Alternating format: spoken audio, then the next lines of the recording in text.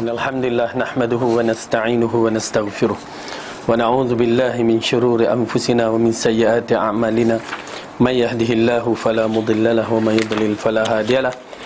Asyhadu an la ilaha illallah wahdahu la syarikalah wa asyhadu anna Muhammadan 'abduhu wa rasuluhu amma ba'du.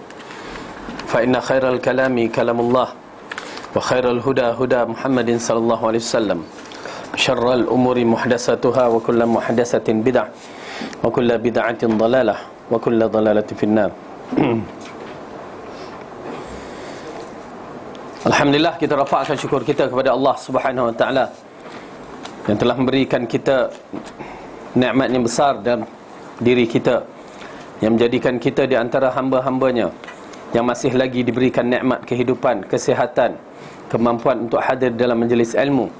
Dan mudah-mudahan dengan adanya nikmat yang begitu, kita syukuri dengan mengikut arahannya, dengan menuntut ilmu yang tepat dan beramal dengan ilmu yang tepat, seterusnya yang membawa kita ke dalam syurga. Dan mudah-mudahan Allah memudahkan kita semua menuju ke syurga. Amin ya rabbal alamin. Setelah kita membicarakan dalam bab yang ke-13, babul bayani kasrati turqil khair, bab yang berkaitan dengan penjelasan banyaknya jalan-jalan kebaikan, dan kita telah menerangkan tentang jalan-jalan tersebut. Ada yang jalan khusus dan ada yang jalan umum, yang mana jalan khusus memerlukan pengkhususan dalam sudut amalan, niat dan amalan. Adapun jalan umum, yang mana secara umum yang kita buat baik itu maka dinilaikan di sisi Allah amalan baik, ya, walaupun tidak ada niat secara khusus. Ya, kita tengok sampah bersepah, kita ambil buang, ya, itu menunjukkan perbuatan yang baik, maka dikategorikan amalan yang baik. Kita nampak apa lagi yang tidak, yang nampak keadaan yang tidak baik ataupun tidak selesa, maka kita betulkan keadaan tersebut, maka ianya merupakan amalan baik. Kita senangkan hati orang-orang, ya, maka itu merupakan amalan yang umum, yang tidak memerlukan niat secara khusus. Jadi oleh kerana itu, amalan-amalan yang banyak begini jangan kita biarkan begitu sahaja.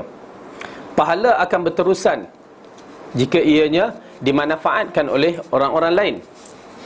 Sehingga kan Rasulullah mengisyaratkan melalui hadis-hadisnya tentang beberapa perkara yang perlu kita lihat, turukul amal, perbuatan dan amalan-amalan yang banyak.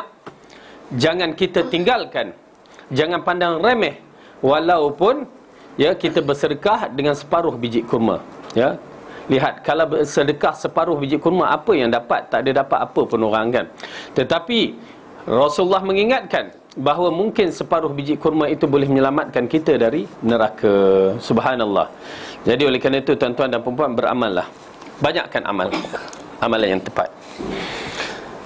Baik, hadis yang pertama dalam bab ini, adapun hadis yang menguraikan bab ini juga banyak sekali dan tidak dapat diringkaskan keseluruhannya, maka dari itu akan kami sebutkan sebahagiannya saja. Al-awwal, an Abi Dzarrin Judubi ibni Junadah qala qultu ya Rasulullah ayyul a'mali afdal, qala al-imanu billahi wal jihadi fi sabilihi, qultu ayyu riqabi afdal, qala anfusaha 'inda ahliha wa aktsaruha thamanan, qultu fa in lam af'al, qala tu'inu sani'an aw tasna'u lil akhraqa, qultu ya Rasulullah ara'aita in sana'tu, qala ara'aita in dha'aftu an ba'di al-a'mal, qala takuffu syarraka 'anil nas fa innaha sadaqatun minka 'ala nafsika, muttafaqun alaih. As-sani' bis-sad muhmalah, hadha huwa masyhur, wa ruya da'i'an bil mu'jamah ay dha dayya'in min faqrin aw 'iyalin wa nahwi dhalika, wal akhraqu alladhi la yutqinu ma yuhawilu fi'lahu. Dari Abu Dzar, nama dia Jundub bin Junadah, okay? Nama Abu Dzar Jundub ibnu Junadah, di antara sahabat Nabi yang baik, yang rapat, yang setia kepada Rasulullah, yang mana pada dialah Rasulullah kata, kamu tidak layak untuk menjadi pemimpin, ya. Dia minta kedudukan pangkat yang tinggi, tapi Rasulullah kata, Rasulullah tak bagi, sehingga kali ketiga dia minta juga, dia mengatakan kepada Abu Dzar, ya Abu Dzar, kamu rajulun dha'ifun. Ya, kamu adalah golongan orang, kamu termasuk orang yang lemah, yang mana orang yang memegang tampuk kepimpinan akan menangis ataupun akan menyesal di hari akhirat, kerana masalah itu adalah masalah besar. Oleh kerana itu Abu Dzar tidak diberi kepimpinan. Tetapi kita kemain nak kepimpinan walaupun kita tak mampu. Ya, na'udzubillah min zalik. Ya, hadis ini amat penting, kisah Abu Dzar amat penting, yang menyebabkan kita tidak berminat untuk menjadi pemimpin. Tak berminat. Tapi kalau orang bagi, dah tak ada orang lain, baru kita memimpin. Itu tak apa. Ya. Ini yang jenis nakkan, dia naikkan diri dia untuk menjadi pemimpin. Na'udzubillah min zalik. Besar ya tanggungjawab dia di depan Allah. Okey. Abu Dzar Jundub ibnu Junadah berkata, aku bertanya kepada Rasulullah sallallahu alaihi wasallam, amalan apakah yang paling baik, paling afdal, paling utama? Baginda menjawab, beriman kepada Allah dan berjihad di jalannya. Ini adalah satu amalan yang besar, amalan yang paling afdal ialah beriman kepada Allah. Tuan-tuan dan perempuan, beriman kepada Allah merupakan usul penentu syurga atau neraka. Oleh kerana itu, bila satu perkara yang amat penting untuk menentukan syurga dan neraka, kita tak boleh pandang remeh. Kerana beriman kepada Allah adalah usul yang penentu syurga neraka seorang tu. Rukun iman mesti clear. Oleh kerana itu, beriman kepada Allah mengikut apa yang Rasulullah ajarkan kepada kita. Bukan mengikut beriman secara setengah pihak, yang mana ianya mengikut orang tua, orang dahulu dari kitab-kitab yang tidak muktabar ataupun rujukan-rujukan yang tidak jelas. Allah berfirman di dalam Al-Quran dalam surah Baqarah. A'udzubillahi minasyaitanirrajim. Buka surah Baqarah.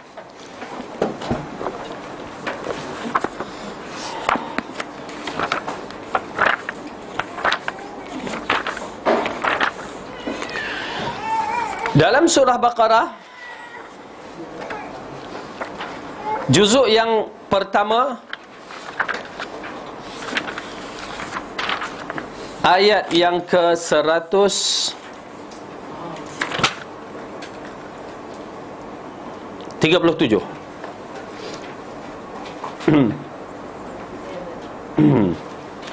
A'udzu billahi minasyaitonir rajim.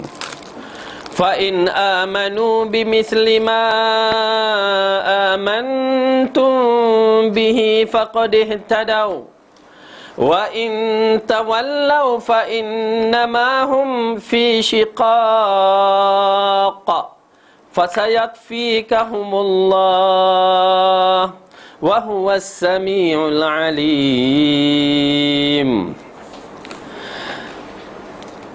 Maka jika mereka beriman kepada apa yang kamu telah beriman kepadanya, sesungguhnya mereka telah mendapat petunjuk. Okey, kalimah jika mereka, tak kira siapa saja beriman seperti mana kamu, Rasulullah dan para sahabat beriman, sesungguhnya mereka telah mendapat petunjuk.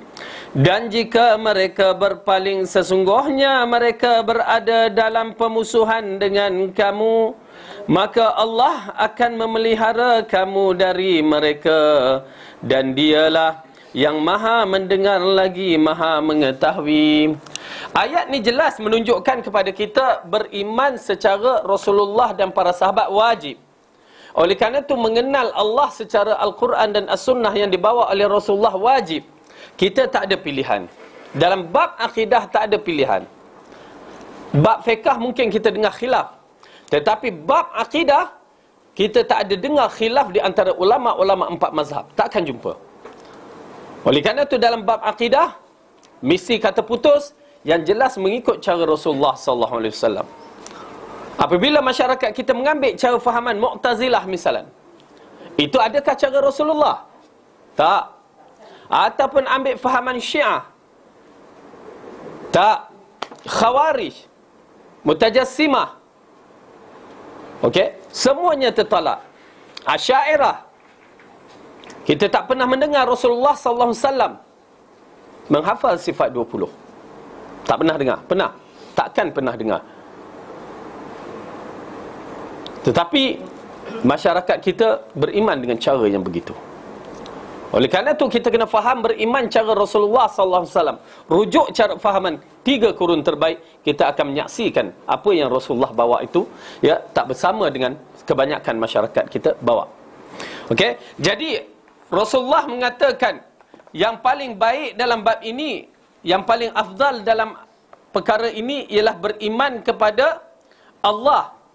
Ya, betulkan iman kita kepada Allah, mengisbatkan Allah itu seperti mana yang diisbatkan atau ditetapkan oleh Rasulullah sallallahu alaihi wasallam. Mengisbatkan sifat-sifat dia, menetapkan sifat-sifat dia seperti mana Allah mengisbatkan dirinya dan Rasulullah mengisbatkannya, menetapkannya. Tanpa mentakwilkan, mentakyifkan, berbagai-bagai bentuk. Ya, jadi itu di antara perkara usul penentu amalan-amalan kita. Baru datang amalan-amalan lain. Tuan-tuan dan perempuan kena tahu amalan-amalan lain, misalnya selawat atas Nabi, solat sunat, puasa sunat, apa semua tu, ianya datang bila usul ni clear, jelas. Bila usul perkara penting ini clear, maka semua akan clear. Tapi kalau usul kita tak clear, ya, usul kita tak jelas, masih lagi kita buat perkara syirik kepada Allah, ya, maka semuanya amalan kita, walaupun kita berselawat beratus ribu kali, takkan diterima oleh Allah. Subhanallah. Walaupun kita solat beratus ribu kali pun tak akan diterima oleh Allah. Kerana usul dia tak jelas. Akar tu, bila akar tunjang tu rosak, maka rosak segala-galanya. Okey. Inilah yang Rasulullah katakan kepada kita, ialah beriman kepada Allah. Dan yang kedua, berjihad fi sabilih. yakni berjihad di atas jalannya, mempertahankan jalannya, mempertahankan risalahnya, mempertahankan dari sudut berbagai sudut. Bagi ulama-ulama, ya, di sana ada beberapa jihad, jihad menentang kafir yang peperangan berlaku. Di sana ada jihad dari sudut penulisan, menentang ulama golongan-golongan yang sesat melalui ceramah, melalui penulisan, melalui berbagai-bagai bentuk yang ada. Itu juga jihad. Kenapa? Kadang-kadang boleh menyampaikan satu tahap seperti imam-imam yang besar, pernah dipenjara, pernah dipukul, dan ada yang dibunuh. Okey? Jadi konsep yang besar ini diambil kira. Kemudian Abu Zar bertanya lagi, memerdekakan hamba sahaya yang bagaimana yang lebih utama?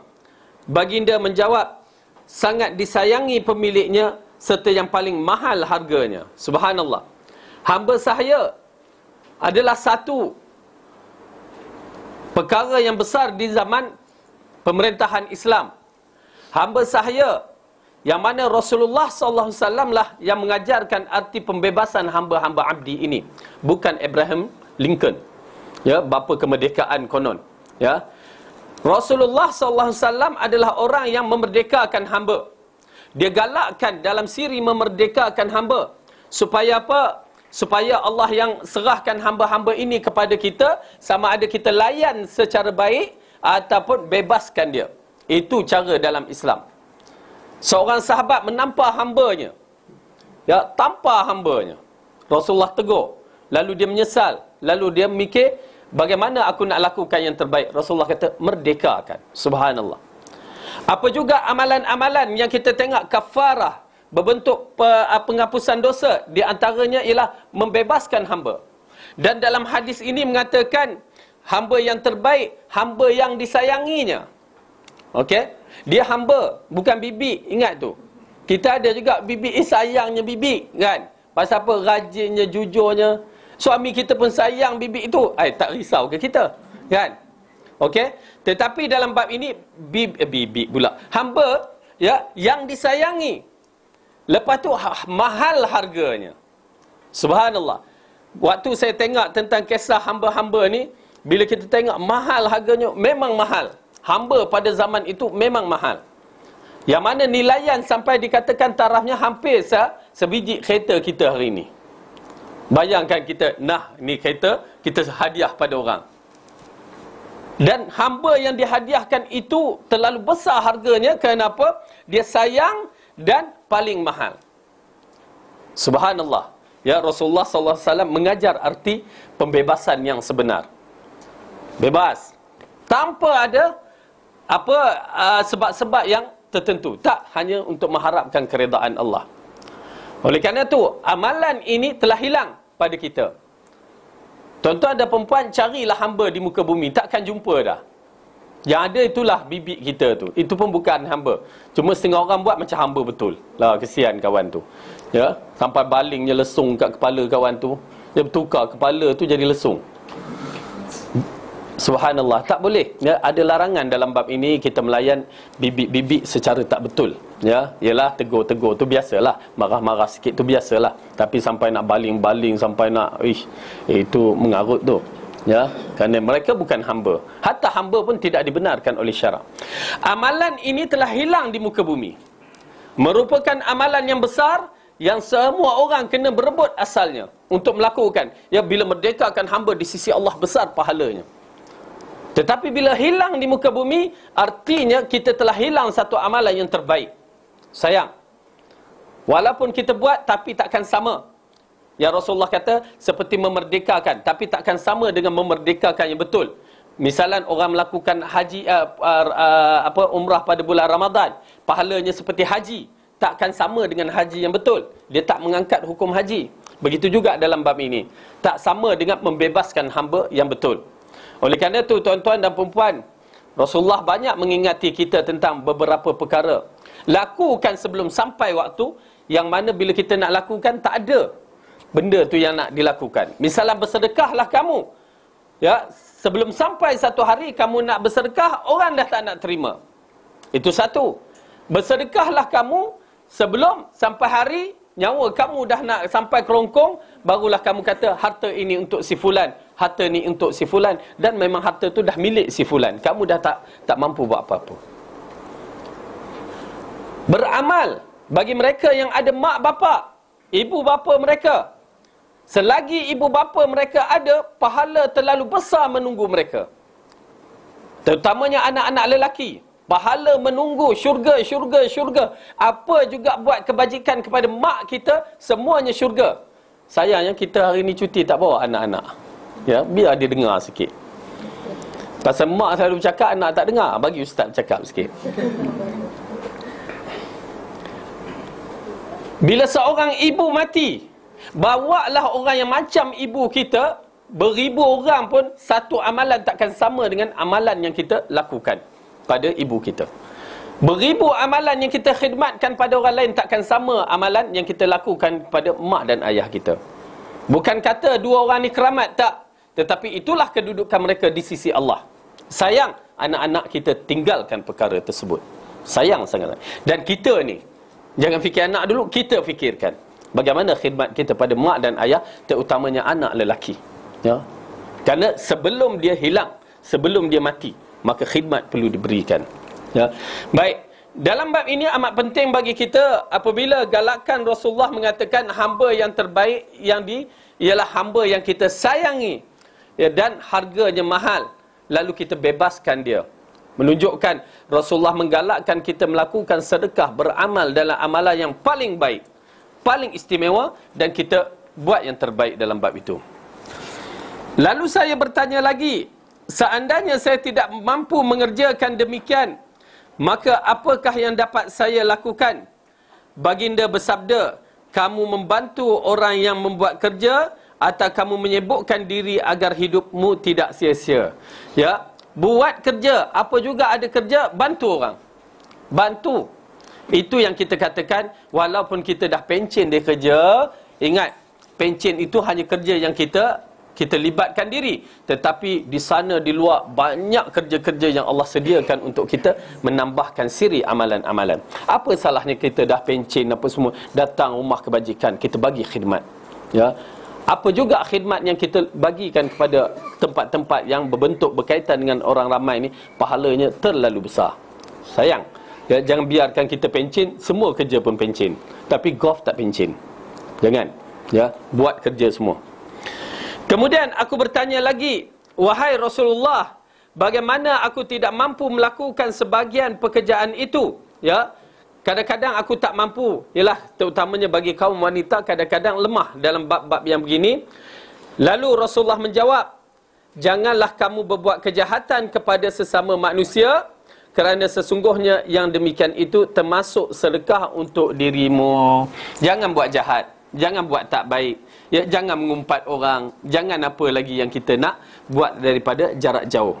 Ya, kalau kita berdoa, dia termasuk dalam amal yang baik. Itu pun termasuk sedekah. Kita berkata baik, ya, nasihat anak-anak kita termasuk dalam kategori sedekah. Dengan arti kata lain, melarang diri daripada perbuatan kejahatan termasuk dalam kategori amalan soleh, amalan baik. Ya, subhanallah ibu-ibu, tuan-tuan dan perempuan, banyak pahala yang boleh kita dapat.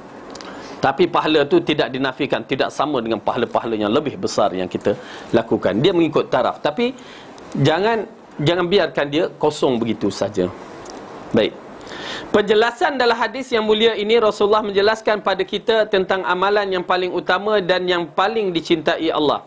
Bahawasanya para sahabat sering sekali bertanya kepada Nabi SAW tentang amalan yang paling utama, kerana mereka ingin melaksanakannya. Bukan seperti kaum yang sesudah mereka, kerana kaum sesudah mereka bertanya amalan-amalan paling utama, tetapi mereka tidak melakukannya. Adapun para sahabat, mereka benar-benar melaksanakannya. Ini bezanya antara kita dan para sahabat.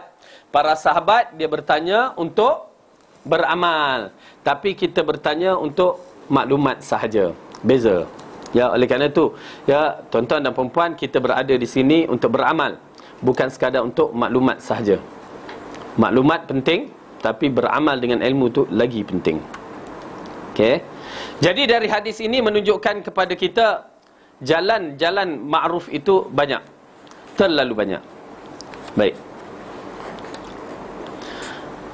Hadis yang kedua, ats-tsani an Abi Dzarr aidan anna Rasulullah sallallahu alaihi wasallam qala yusbihu ala kulli sulami min ahadikum sadaqatun fa kullu tasbihatin sadaqatun wa kullu tahmidatin sadaqatun wa kullu tahlilatin sadaqatun wa kullu takbiratin sadaqatun wa amrun bil ma'rufi sadaqatun wa nahyu 'anil munkari sadaqatun wa yujzi'u min dzalika rak'atani yarka'uha min ad-duha. Rawahul Muslim. As-Sulami bidhammin sin muhmalah wa takhfifil lam wal fathi mim mufsilu. Dari Abu Dzarr berkata, sesungguhnya Rasulullah SAW bersabda,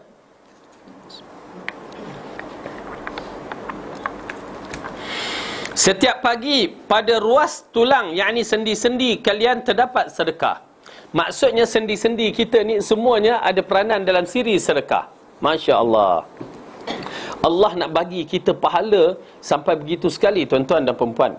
Ya, sedekah yang dia nak bagi itu, amalan-amalan soleh tu, sampai sendi-sendi kita yang bergerak tiap-tiap pagi ni semua ada sedekahnya. Sampai sendi-sendi jari-jari kita yang duk sibuk WhatsApp pun ada sedekahnya. Ya, bergerak macam itu je dapat pahala. Tengok kepada WhatsApp apa yang kita sebarkan. Ya. Baik. Betapa hebatnya Allah nak bagi pahala, dan manusia tak mahu pahala, nakkan dosa. Allah buka ruang amalan. Ya, begitu besar. Tengok ya. Sesungguhnya sabda Rasulullah SAW, setiap pagi pada ruas tulang kalian ataupun sendi-sendi kalian terdapat sedekah. Setiap ucapan tasbih adalah sedekah. Kenapa? Kalimat thayyibah, kalimah yang baik, maka itu sedekah. Tasbih, subhanallah, tapi cara kena betul. Ya, subhanallah, atau buat subhanallah, subhanallah. Itu macam mana pula tu? Okey, itu tak terlibat, kerana kita tahu zikir Rasulullah tak pernah dengan berlagu. Itu hanya syair. Bila berlagu je jadi syair, bukan zikir. Ingat, dia bukan ibadat, dia bertukar. Tapi kalau dia anggap ibadat, dia akan terjebak dalam masalah bid'ah. Baik. Setiap ucapan tahmid alhamdulillah adalah sedekah. Ucapan alhamdulillah je sedekah. Setiap ucapan tahlil, tahlil ni apa dia? La ilaha illallah, sedekah. Sebut la ilaha illallah tu sedekah. Habis kalau macam setengah masyarakat, la ilaha illallah, macam mana tu? Dr. Fadlan melalui research dia tentang tahlil apa semua yang bentuk-bentuk yang kebanyakan masyarakat kita buat tu, melalui research dia mengatakan perkara ini tidak pernah berlaku di zaman Rasulullah. Dan perbuatan ini kebanyakan pada rakyat Malaysia ialah datang dari Sumatera sana. Kita ni banyak buat mengikut orang dari sana. Ya. Tahlil ada. Yakni tahlil, ingat ya, tahlil la ilaha illallah. Ucapan tu dinamakan tahlil. Bukan tahlil yang difaham setengah masyarakat. Ya, dia letak pada buku Yasin dengan tahlil. Itu tahlil. Ya, yang difaham masyarakat kita itulah la ilaha illallah, la ilaha illallah. Itu bukan. Kalimah tu tahlil la ilaha illallah dan diucapkan dengan cara yang betul. Ya, tuan-tuan dan puan-puan, mungkin ramai yang akan mempertikaikan kalimah perkataan ucapan kita ni. Dia kata apa salahnya? Benda tu baik kan? Kalau tuan-tuan dan puan-puan menyaksikan kisah Abdullah ibnu Mas'ud, yang mana Abu Musa Asy'ari sahabat Nabi ada waktu tu menyaksikan sekelompok yang berzikir di dalam masjid tu. Ya, dia sebut kalimah Subhanallah, Alhamdulillah dan la ilaha illallah. Itu sebutan dah betul dah. Cara tak betul. Cara yang dibuat kelompok, okey, sebut 100 kali, 200 kali kalimah ni Subhanallah, semua serentak. Tak betul cara tu. Abdullah ibn Mas'ud menegur mereka.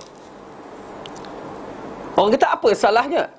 Salah kerana ini adalah amalan. Amalan agama bukan guna akal, tetapi guna dalil. Abdullah ibn Mas'ud mengatakan, kamu buat sesuatu perkara yang tak pernah kami buat di zaman Rasulullah. Yang masyarakat kita yang disebutkan tahlil yang la ilaha illallah, la ilaha illallah, tak ada zaman Rasulullah. Apa salahnya ustaz? Buat baik. Itu yang kita sangka baik. Silap kita. Kita menyangka agama ni, akal kita nampak baik, semua baik. Sedangkan agama, apa yang Allah buat, apa yang Allah katakan baik, apa yang Rasulullah buat, itu baik. Selain daripada tu, tak ada. Tak boleh. Kerana agama bukan akal. Agama dalil. Itu pasal Bismillahirrahmanirrahim. Baik tak? Baik. Cuba baca dalam surah At-Taubah. Ada tak Bismillah? Tak ada. Cuba baca. Kalau tak berdosa kita lawan arahan Rasulullah. Apa salahnya? Silap. Tak boleh, Allah tak letakkan Bismillah, maka tak adalah Bismillah. Walaupun benda tu baik. Oleh kerana tu dalil mesti clear dalam bab ini. Okey? Baik.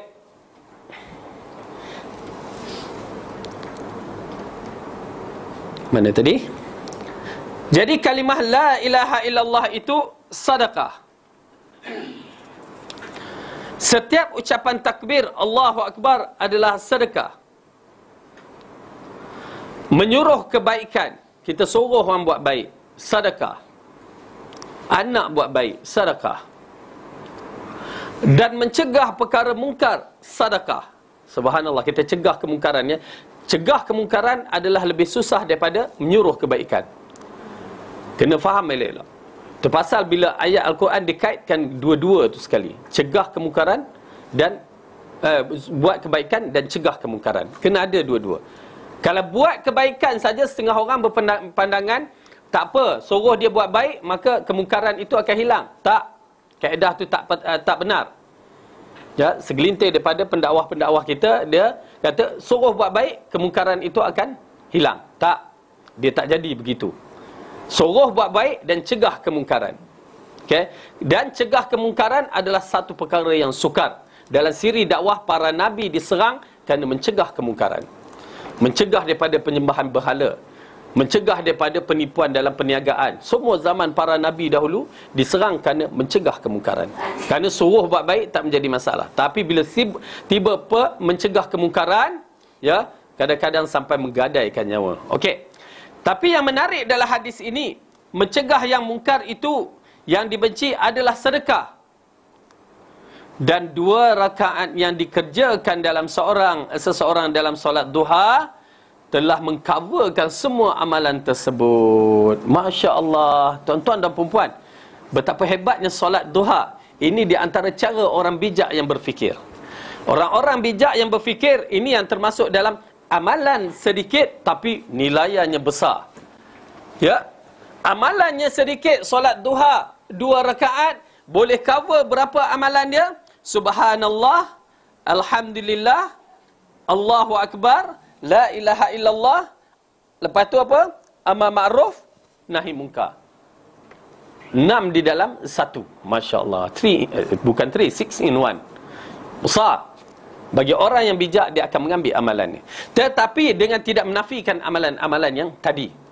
Jadi jangan kata, oh kalau macam itu tak payahlah bertasbih, bertahmid, ya, amar ma'ruf nahi munkar, kita buat duha aje. Tak jadi pula. Ya, kita nakkan amalan ni bercambah banyak, teruskan dan tambahkan dengan amalan solat duha. Ya. Jadi tuan-tuan dan puan-puan, nampak hadis ini di antara hadis yang menggalakkan kita melakukan solat duha yang boleh mendapat poin yang paling besar. Ya, macam kita kat Yayasan Ta'lim kadang-kadang kita dari pagi sampai ke malam. Ke malam pula. Ya, ke petang, ke tengah hari. Cari waktu. Ada waktu duha, solatlah kat mana-mana. Tak menjadi masalah. Kan? Boleh kan dalam ni? Jangan solat tengah jalan dah. Kan? Solat kat mana-mana. Tak menjadi masalah. Solat duha tu 2 rakaat solat biasa tu kan? Solat biasa. 2 rakaat. Dia ada yang doa solat duha tu.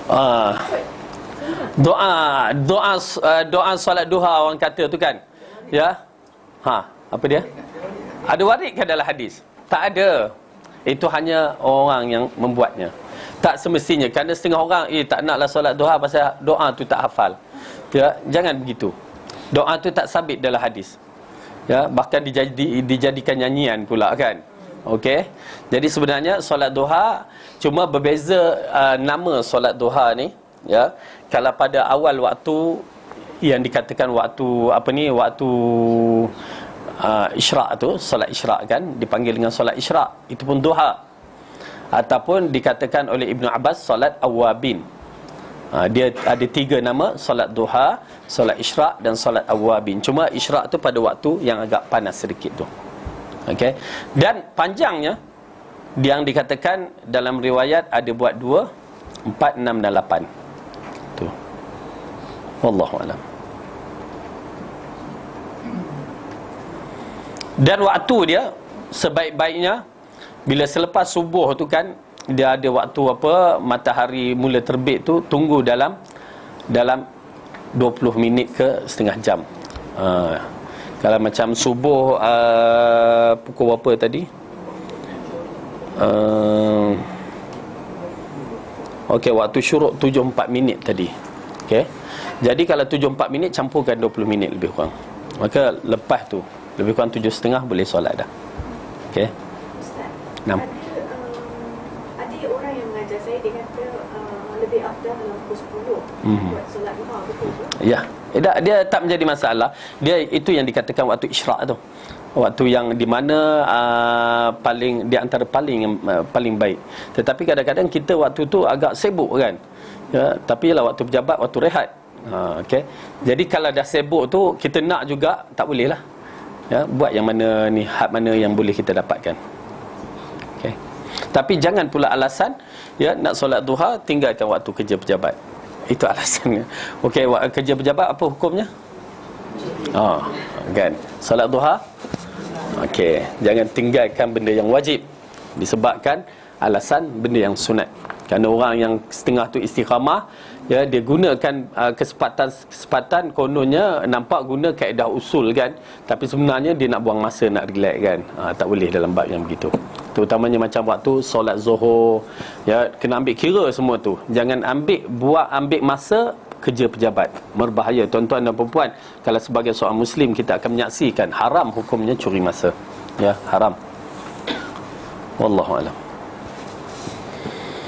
Okey, dalam hadis ini jelas kepada kita bahawa penjelasan hadis ini sebagai dalil bahawa sedekah itu umum, bukan hanya berkaitan dengan harta sahaja. Hadis ini juga sebagai dalil bahawa 2 rakaat duha itu sunnah dalam setiap hari. Sebab jika melakukan pada setiap hari, maka anda sedekah pada setiap anggota tubuh anda, dan 2 rakaat itu cukup pada anda. Dari sini maka dapat disimpulkan bahawa solat duha itu sunnah dilakukan setiap hari. Jadi kita buat. Hak mana mampu kita buat. Ya. Okey. As-salis anhu qala an-nabiy sallallahu alaihi wasallam, uridat alayya a'malu ummati hasanuha wa sayyi'uha fawajadtu fi mahasini a'maliha al-adha yumatu 'anit tariq wa wajadtu fi masawi'i a'maliha an-nukha'ah takunu fil masjid la tudfan. Abu Zar berkata, Nabi pernah bersabda, Nabi SAW pernah bersabda, telah diperlihatkan kepadaku amalan-amalan perbuatan umatku, yang baik maupun yang jelek. Subhanallah. Amalan-amalan perbuatan umatku Rasulullah telah dinampakkan, dari yang besar sampai yang kecil-kecil. Subhanallah. Oleh kerana itu, dia amalan yang dikatakan amalan yang kabair, dosa besar, sampai dosa kecil. Amalan merupakan amalan yang pahalanya besar, sampai yang dianggap oleh manusia kecil. Semuanya telah diperlihatkan kepada Rasulullah sallallahu alaihi wasallam. Jadi dia mengatakan, maka aku mendapati dalam kelompok amalan perbuatan yang paling baik, atau amalan yang baik itu adalah menyingkir sesuatu yang bahaya di jalan raya. Subhanallah. Buang perkara-perkara yang tak baik yang berada di atas jalan raya, ataupun jalan tempat laluan. Bukan jalan raya yang besar je, jalan di mana tempat laluan. Kita buang perkara yang tak baik daripada jalan tersebut. Pahala besarnya. Ya, besar pahalanya. Bagaimana pula jika kita buangkan barang kita ke jalan raya? Buang barang yang tak baik jalan raya, pahala besar. Buang barang kita ke jalan raya, bagaimana hukumnya? Allah dah terbiasa Ustaz. Kan? Nampak tak? Ini kaedah syarak. Bagaimana sistem yang Rasulullah ajar. Arti kebersihan. Kan? Cantik kan?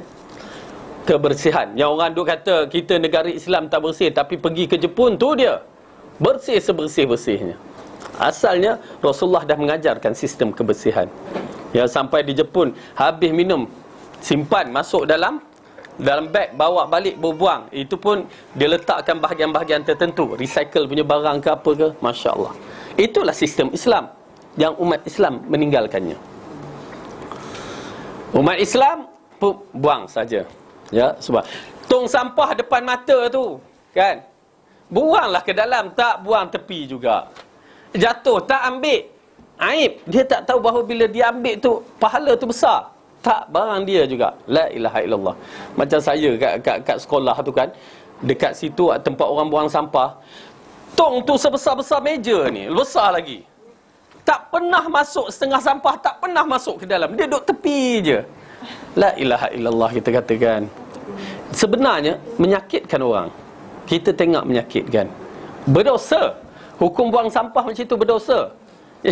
Tuan-tuan dan perempuan, alhamdulillah tuan-tuan dan perempuan simpan ada tempat buang sampah tu senang kan.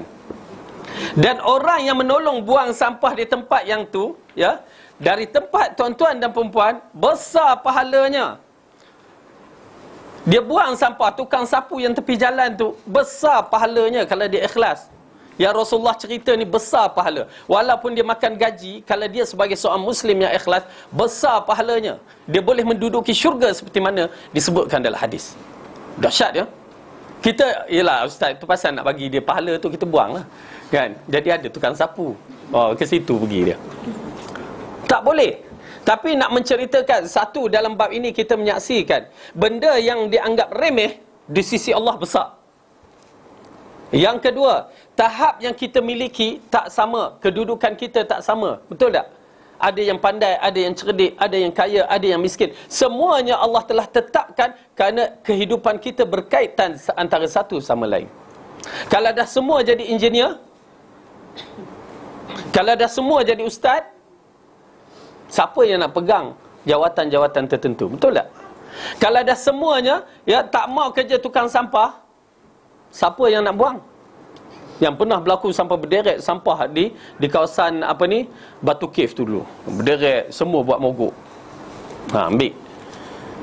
Tak angkat, cuba tengok dalam tempat sampah kita berapa hari tak angkat. Tak ke kita pun bising.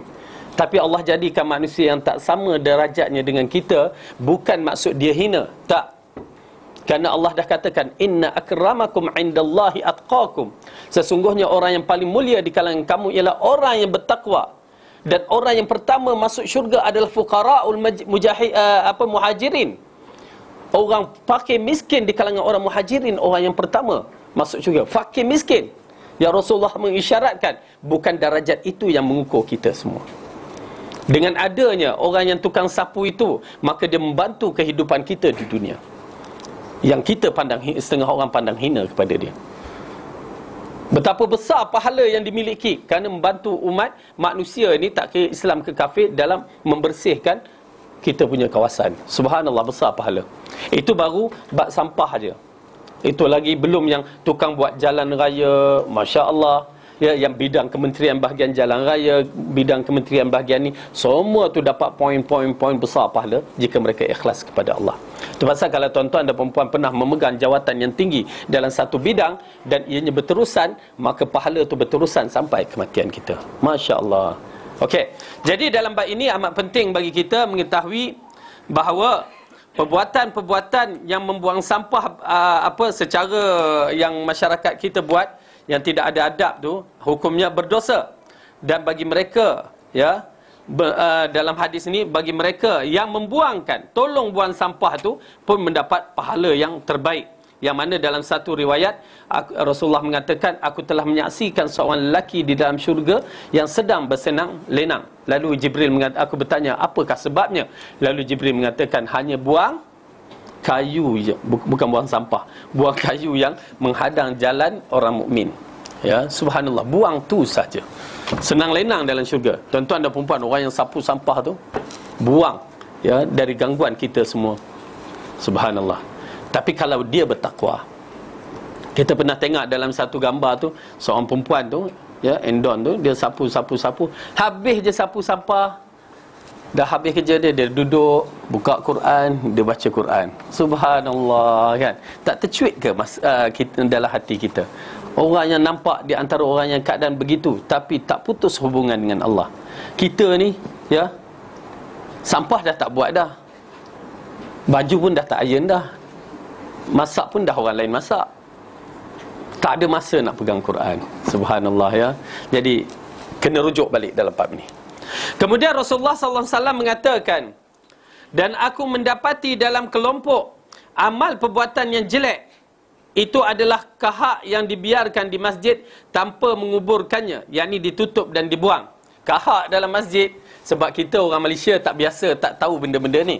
Ianya berlaku pada zaman Rasulullah SAW, ataupun pada ketika itu kita tahu masjid Rasulullah mana ada kapet ni ataupun tile marmar, tak ada. Dia punya masjid pasir, tanah. Dan para sahabat ni pula jenis berludah, ya, kadang-kadang dia ludah-ludah macam tu. Rasulullah kata, kalau kamu nak berludah, ya, maka berludah tu tanamkan, maksudnya ambil tanah tu kambuskan balik. Itu dia kaedah meludah. Dia ada adab-adab meludah, ya.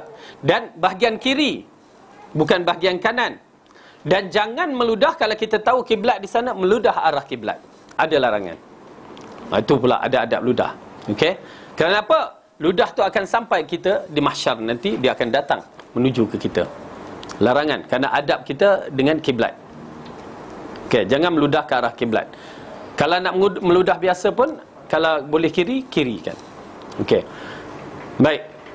Dan di sini bukan ludah biasa, yang ni kahak.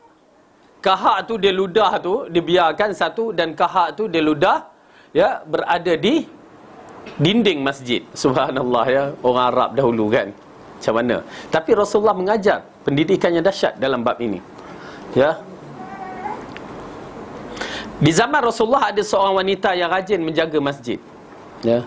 Dan kita tahu masjid tu open kan, terbuka macam tu, sampai Arab Badui pun tak tahu itu masjid, yang dikencingnya dalam tu kan. Kita tahu hatta masjid yang dahulu anjing pun lalu lalang dalam tu kadang-kadang, ya, di zaman Rasulullah sallallahu alaihi wasallam. Dan kalau dia dongak tu, matahari tu boleh nampak daripada atap-atap dia. Okey. Lepas tu kalau hujan, itu yang kita melihat dalam hadis Rasulullah sallallahu alaihi wasallam sembahyang tu, waktu dia sujud, bila angkat je air lumpur tu naik turun daripada muka dia. Itulah masjid di zaman Rasulullah. Yang kalau nak banding masjid zaman kita ni, masya-Allah, air lumpur tak masuk, yang masuk air sirap, air apa kan. Cantik pula tu. Tapi kualiti dia, sembahyang dia, cuba tengok berapa orang yang sembahyang. Subuh dia lagilah. Waktu saya teringat, waktu saya pergi ke Faisal Masjid di Islamabad, di antara masjid yang terbesar di dunia. Subhanallah, saya pergi pertama kali saya sampai Islamabad waktu tu, tengok memang ramai orang datang. Tapi datang tu bukan datang nak solat masjid tu kan. Datang mereka tempat-tempat lepak kan. Orang-orang sana tak ada macam kita Taman Tasik, tak ada apa orang kat situ. Tapi ramailah waktu solat tu, memang ramailah. Solat asar waktu tu. Lepas tu esoknya subuh kan.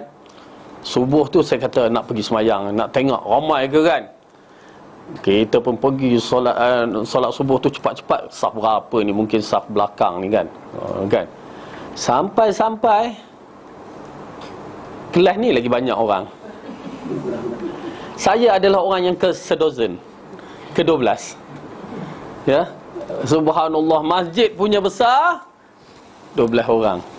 Budak-budak yang pelajar-pelajar UI kat situ pun tak pergi. Okey. Itu dia masjid zaman sekarang. Dia bermegah dengan cantik-cantiknya, besar-besarnya, ya.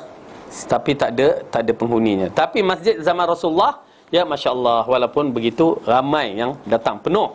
Dan ada seorang wanita yang bekerja dia bagi khidmat. Khidmat apa? Di masjid. Orang kata tok siap. Ya, cuci-cuci, vacuum kan, tapi dia tukang bersih masjid. Rasulullah lalu tengok wanita tu, ya. Nak menunjukkan orang yang menjaga kebersihan, ya, terutamanya masjid tu, kedudukannya tinggi di sisi Allah. Kalau kita tengok Imam Malik, ya, pernah dalam asar mengatakan Imam Malik nampak satu uban ataupun janggut putih kat itu, dia ambil, dia masukkan dalam poket. Nak jaga kebersihan masjid, ya, walaupun sampah sikit dia ambil, kerana besar pahala tu, masukkan dalam poket. Wanita tersebut jaga. Tiba-tiba satu hari Rasulullah sallallahu alaihi wasallam tak jumpa perempuan tu. Mana lama tak nampak perempuan tu, mana pergi? Ya. Dia bertanya kepada para sahabat, mana wanita tersebut, wanita yang hitam tu, yang jaga masjid tu? Ya Rasulullah, dia dah mati. Lah, mati? Kamu tak bagi tahu aku? Tak. Nampak tak? Mereka menyangkakan wanita yang begini tak ada apa di sisi Rasulullah kan. Jadi kami uruskan dia, kami kebumikan dia. Rasulullah kata, kenapa tak bagi tahu aku? Okey, tunjukkan kuburnya.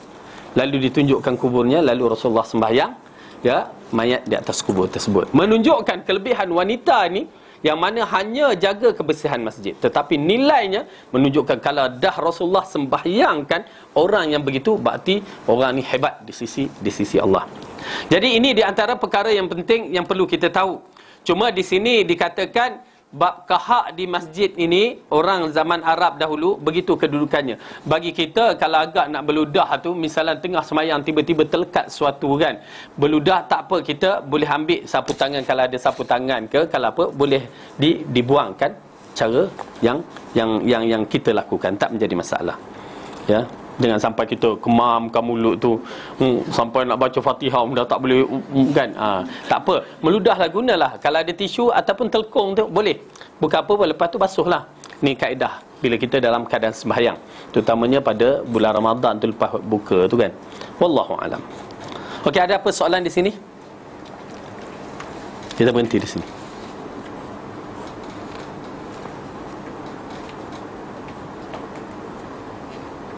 Ada? Naam. Ini orang tarikat gunakan hadis yang seperti yang Mas'ud melarang yang zikir ramai-ramai kan. Dia gunakan hadis itu juga. Tapi dia kata yang saat akhir daripada hadis itu dan mengatakan orang ni masuk apa ni, kumpulan lupa lah. Jadi dia kata memang dia tahu dah kumpulan ni memang akan masuk kumpulan yang sesat. Jadi dia kata bukannya melarang untuk berzikir beramai-ramai.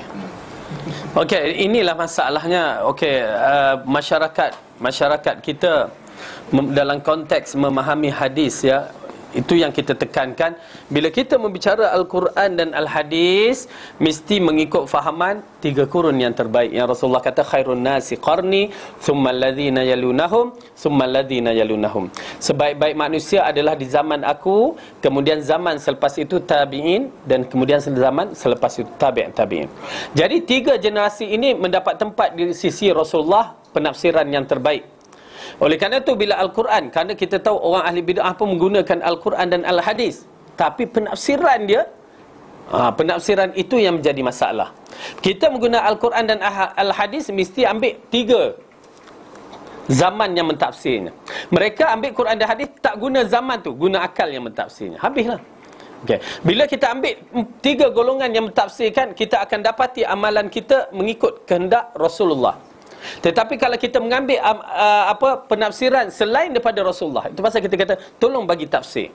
Bila kita buka tafsir, ya, kita akan menyaksikan penafsiran. Okey, misalan Ibnu Abbas mentafsirkan begini. Apa maksudnya? Ibnu Mujahid, ya, Mujahid murid pada Ibnu Abbas tabi'in, dia tafsir begini. Lain. Berbandingkan kita mentafsirkan lain. Ya, kerana kita ni pertama kita bukan orang yang dikategorikan 3 kurun yang terbaik. Jadi penafsiran kita banyak menggunakan akal. Bila tafsir menggunakan akal, tafsir itu bermasalah. 3 kurun tu apa tadi Ustaz? 3 kurun. Pertama Rasulullah dan para sahabat. Kemudian tabi'in, yakni anak murid para sahabat, hidup di zaman selepas sahabat, beriman dan mati dalam keadaan beriman kepada risalah. Dan yang ketiga tabi'in ataupun tabi'in, anak murid kepada tabi'in.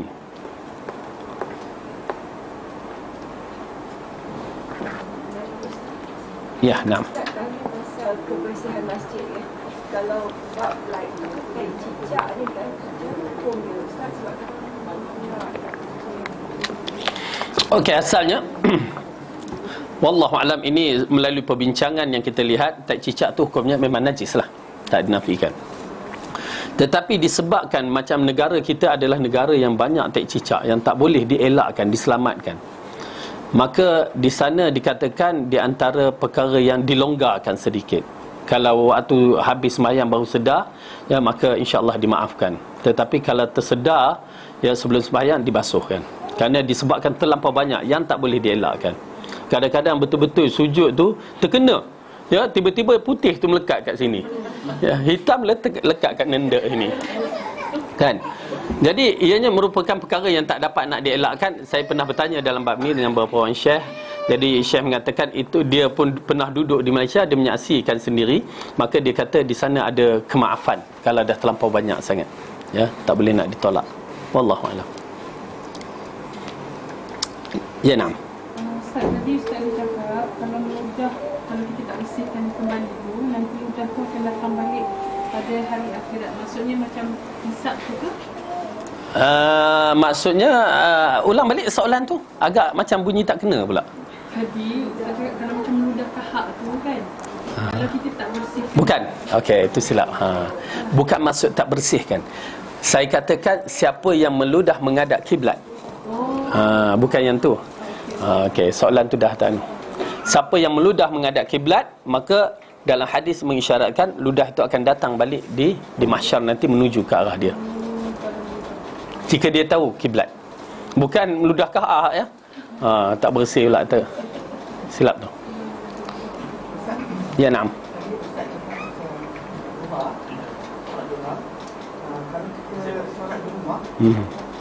Ada hadis yang sahih kata subuh sampai solat duha tu. Ayo, ada hadis mengisyaratkan. Tetapi isyarat itu pada mereka yang duduk di masjid. Di rumah tak ada. Di rumah isyarat dia apa ya? Melayan suami ya. Kita pun faham hadis tu, duduk kat rumah sampai tunggu duha. Suami nak makan nasi lemak, kita tunggulah kat kedai mamak. Kan? Kita duduk sibuk dengan sunat duha tu. Tak boleh dalam bab tu. Kat masjid, habis subuh tu dia ada kuliah. Tak apa. Tunggu. So sahih. Ya, hadis sahih tentang kelebihan menunggu antara solat dengan solat yang dikatakan. Yang tu saya tak pasti kedudukan. Dia ada kelebihan dia. Saya tak pasti. Tapi yang pernah saya dengar dalam bentuk ribat. Okey. Okey, ada apa lagi? Baik, kalau tak ada apa-apa yang baik itu datang daripada Allah, salah dan silap dari kelemahan saya sendiri, dan kita mengharap agar Allah memberikan kita ilmu yang bermanfaat ini dan dapat beramal dengannya. Wallahu a'lam bissawab. Aqulu qawli hadza wa astaghfirullah li wa lakum. Assalamualaikum warahmatullahi wabarakatuh.